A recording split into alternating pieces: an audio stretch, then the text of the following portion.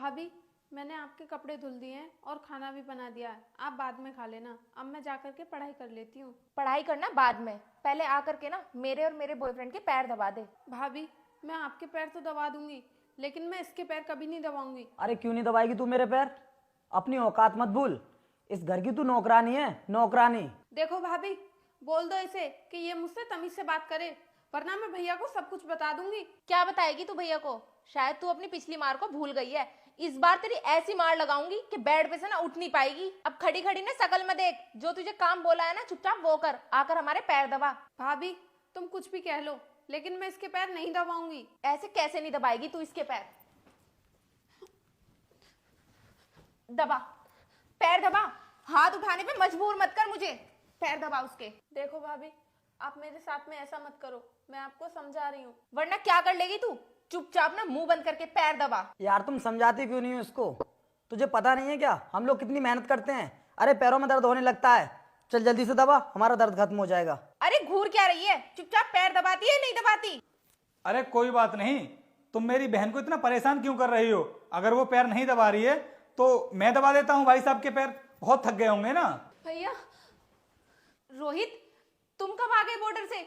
तुमने तो कहा था कल मुझसे कि तुम्हारी छुट्टी मंजूर नहीं हो रही है। बहन तू शांत हो जा, तुझे घबराने की जरूरत नहीं है, अब तेरा भाई घर पे आ गया है।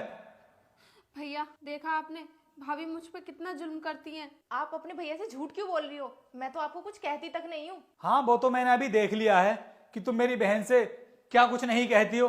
पहले तुम मुझे ये बताओ, ये लड़का कौन है तुम्हारे साथ में? रोहित, ये मेरी बुआ जी का लड़का है। ये मुझसे मिलने के लिए आया था क्योंकि इसे कुछ काम था। लेकिन जानवी, पिछली साल हम तुम्हारी बुआ जी के घर गए थे ना शादी में, तब तो मैंने इसको नहीं देखा था वहां पर। रोहित, ये उस टाइम पे ना बाहर जॉब कर रहा था और इसे छुट्टी नहीं मिली थी, इसलिए शादी में भी नहीं आ पाया। भाभी, आप भैया के सामने इतना झूठ क्यों बोल रही हो?